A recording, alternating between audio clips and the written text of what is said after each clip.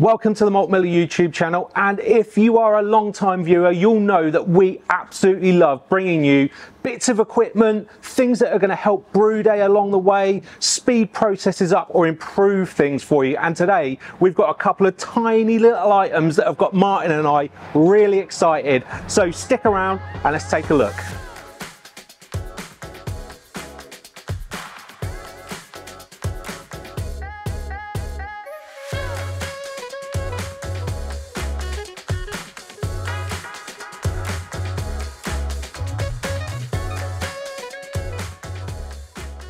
James, you know I love a little gadget, a little knick-knack, something that's going to make brew day a little bit easier. Now, in our last video, we did the bucket blaster, showing how great it is to clean some of your equipment. So I want to go a little bit along those lines again with the products I've got to talk about today. Okay, what have you got, Martin? I've got the low volume CIP rotor. Oh, catchy name, and that's one of the new products from Kegland as well that we've just had in. Well, I have got Sergeant Sparge head, which has got me rather excited, and I've been going down a huge rabbit hole with to see how I can use this product in my brewery at home. So let's take a closer look at these two items, dig into what you can do with them, and then we're actually going to put them to the test for you as well. So let's start with your low volume CIP spinning head red thing. Yeah, the spinning rotor. Yeah, the spinning rotor, right. That's the one. A few things in the bag. You get some silicone tubing.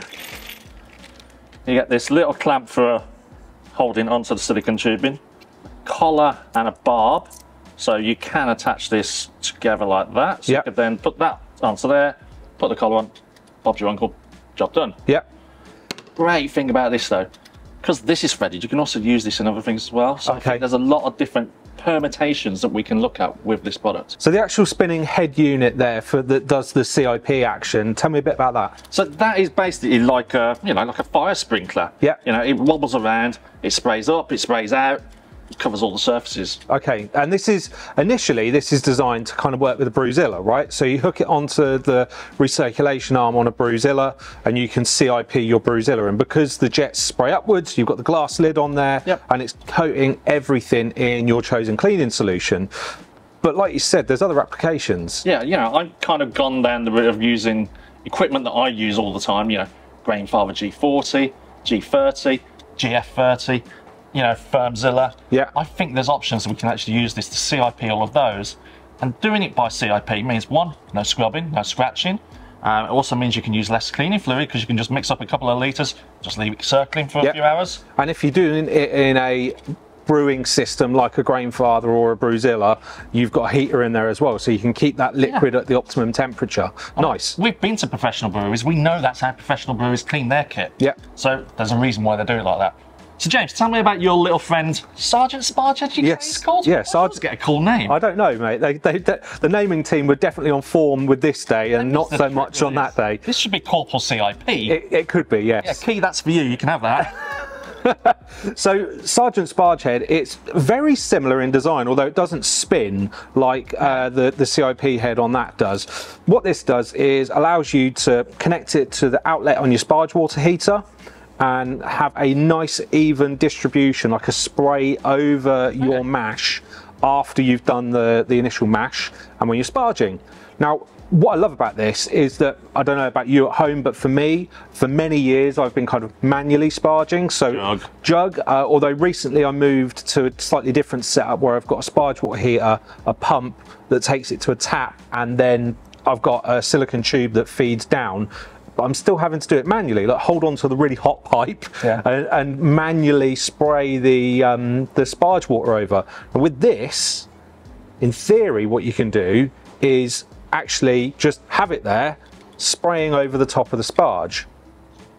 So you've got like a flat head on there? Yes, you have. So it evenly kind of sprays out down out of the outlets there. The other thing about this, now there's a couple of other applications you can use it for. One, depending on how you feel about hot side aeration, right, you could use this for recirculating your mash. So if you've got a system that does a recirculated mash, you could have this on the outlet from the recirculation and evenly spread your wort over the top of the mash whilst you're recirculating. Now that's not for everybody because, you know, there's kind of a split camp on hot side aeration or not. Personally, I wouldn't want to do that, because when I'm brewing a lot of the beer styles that I like to do, hazy pale ales, that kind of stuff, I want to maintain low colour. I don't want to oxygenate the wort and adjust the colour as a result. But that is one application for it. I mean, we've seen that in a brewery. Budvar actually use that when their malt is a low colour. They use that to raise the colour of the beer. Yes, exactly.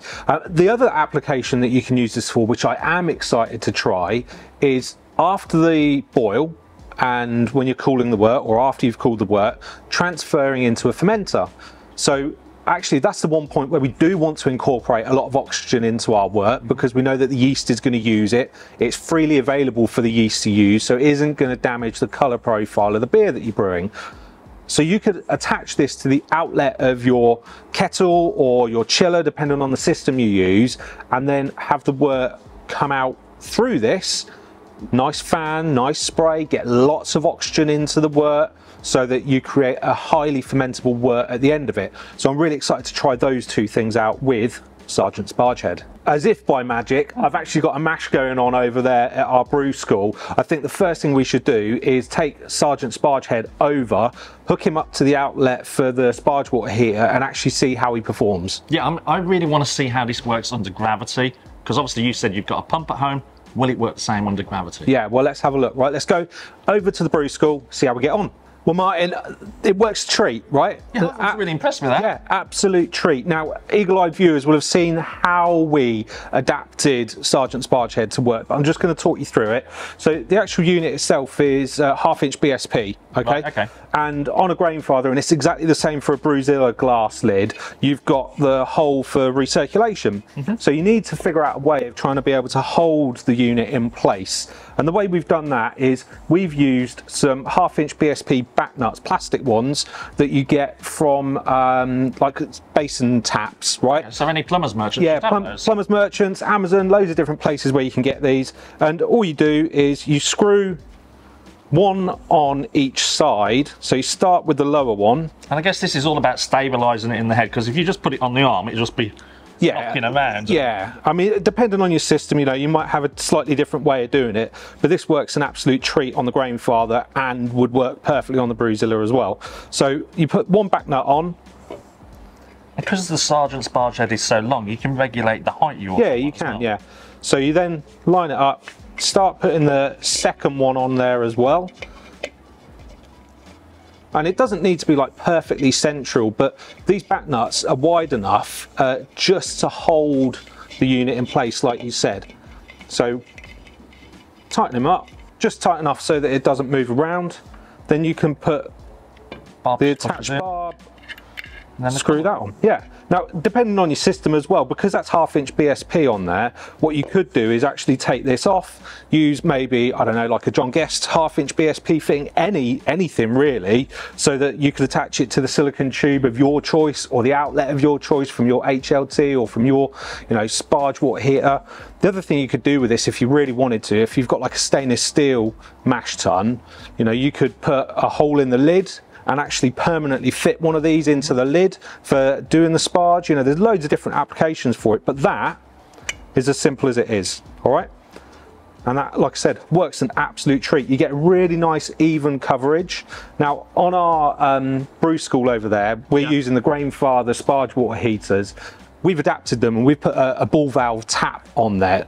And that's really useful because you can regulate the flow so that actually a couple of times during the Sparge, if you want to, you can slow it down or speed it up just to kind of make sure you get full coverage. But it is so much simpler than standing there going over the top of the mash or jugging over the top of the mash.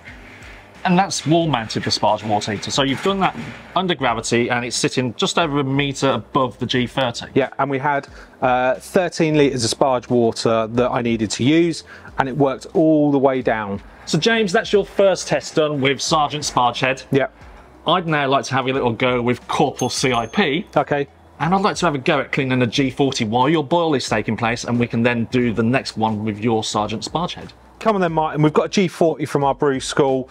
Let's take a look inside, see just what we're starting with. Yeah, I mean, this hasn't been used to brew on today. It is pretty clean, but there are, you know, long-term grubby marks in there, which I think CIP is going to really lift the quality of the cleaning on this. So if I take that off, oh yeah, hello.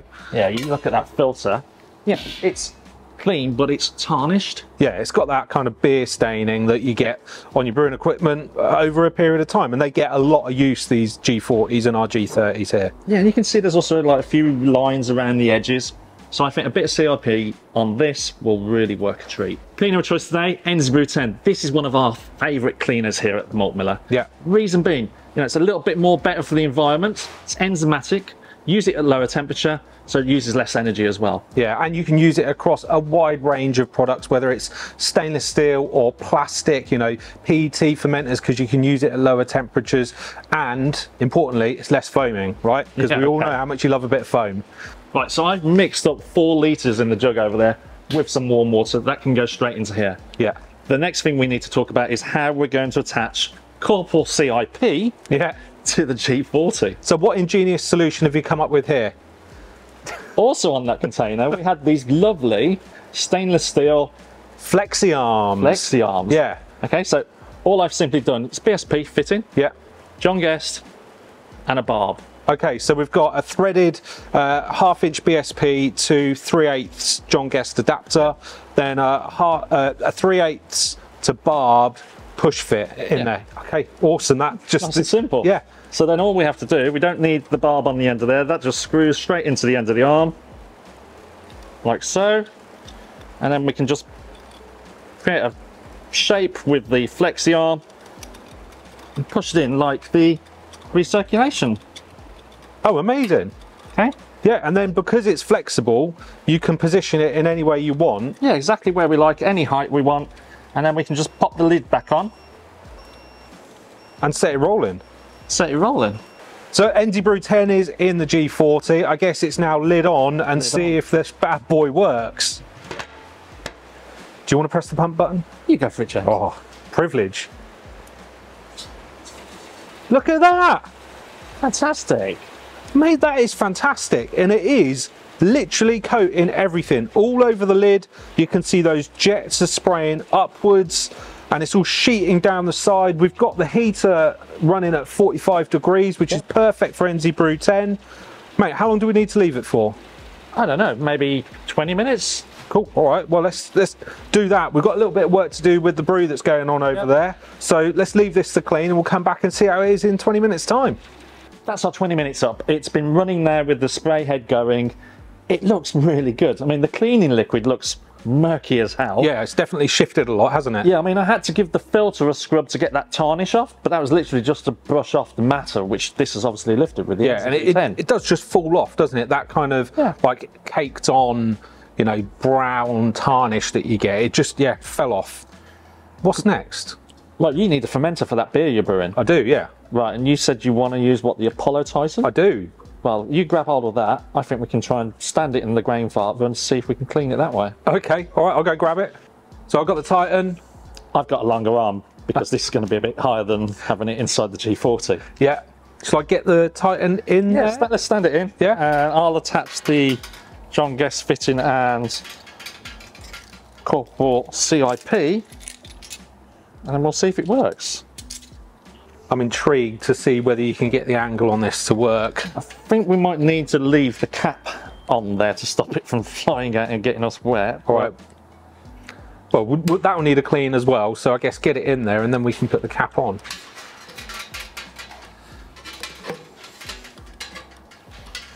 Ooh! Look at you with your fancy flexi arms. That works a treat. There you go. Right, I'll grab the lid. Drop that into place as well. Yeah. That way everything's going to be getting clean. And hopefully we won't get too wet. Yeah, go on then, press the pump on. That is doing as described. We're spinning, we're not getting too wet. It's draining out of the bottom. That's awesome, Martin. And I guess we could do this with a whole host of fermenters. There's no reason why we couldn't. You know, you might need to use like a long arm on some things, shorter arm on others. Maybe a length of silicone or something. Yeah, maybe a length of silicone on there. But there's no reason you can't use the pump on your brewing system to clean whatever you want. Nice. So that's had a good 10-15 minutes of CIP in the Titan, and again, it's working an absolute treat, isn't it? Let's have a little look in there. How's it looking? Shiny. Nice and shiny. It's brilliant. Yeah. Stage over to scrub. Yeah, really good.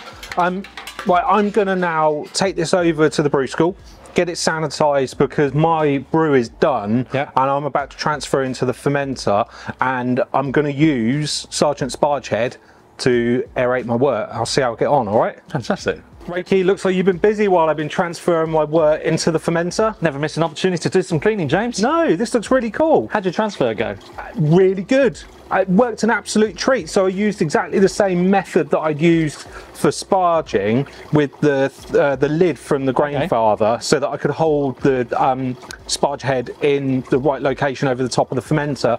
The only thing I had to do was take off the barb, the barb with the little collar, and then screwed on a John Guest half-inch BSP to 3/8 adapter, yep, and then I had a push fit 3/8 to barb, right? And then that barb just pushed straight onto the silicon tube from the grainfather's counterflow chiller. And actually, the way it spread the wort out was fantastic. There was loads of foaming of the wort inside the fermenter, so I know that I've got lots and lots of oxygen dissolved into that wort before I've added the yeast. So I'm really confident that that fermentation is going to take off like an absolute rocket. What have you been up to? Well, since I got this set up, I thought I could try the longer arm and see if it actually reached into the GF30. Yeah, because the GF30s are a bit taller, right? Yeah, and this got a lot of beer stone in there, so it really needed a good clean. So why not use the opportunity? You know? Yeah, cool. Well, do you want to switch it off? Let's open him up. Because I did learn, don't open the lid while you've got the pump running on this one. Yeah. Is that why your hat's all wet?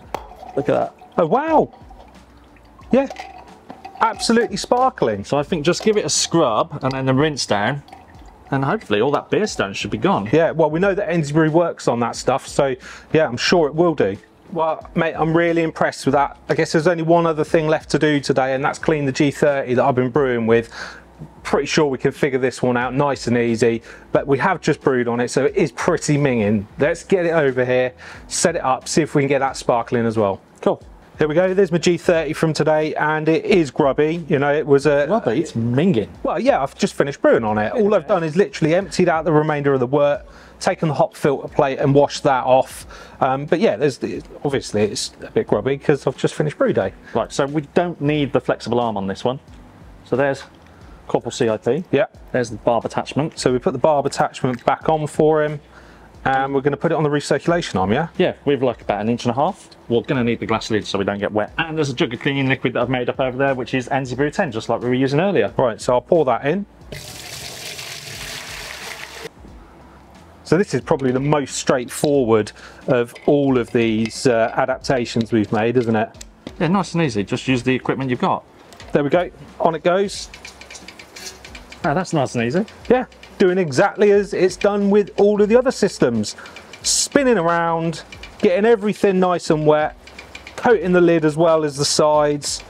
Again, I think now just leave that for 15-20 minutes, come back, see what it's done. Yeah, let's set the timer on it and then we know we can head off. Guys, it's 15 minutes or so now cleaning, Reiki. Let's turn the pump off. And let's turn the heat off. Yeah, let's turn the heat off. Don't want to burn our fingers. No. Right, undo the recirculation arm. Give him a little shake off. Wow. Now this was quite caked and had a lot of that brown staining on. And you can see there's some still on there, but I'm hopeful actually that what will have happened is the enzymes will have just broken it down and we should just easily be able to scrub it off. Well, there's also the hot plate filter which we added in afterwards. Yeah. After it had been running for like 5 minutes. So mate, that is just coming off an absolute breeze. tarnish just does seem to just fall off. I mean, part of that's because we use an Brew 10, right, which we know is great at this, but we've only used a small amount and we've been recirculating it and using that CIP function. So I think it's a combination of the two that's done the job. So all we need to do now is really get this over to by the sink, finish scrubbing it off, give it a rinse out, and then take a look. Yeah, I mean, like you say, we've only used a small amount. We've only used like 4 litres in there. If you wanted to get this kind of effect, you'd have to fill it all the way up. Yeah, I know, right? And then you would, yeah. It's been an interesting day, Martin, hasn't it? We've tackled tons of cleaning, we've got a brew done, and we've been experimenting with our new little friends. Who would have thought cleaning could be so fun? Well, all right, not fun, but you know, it was such a breeze. It's so much easier than a normal brewing cleanup.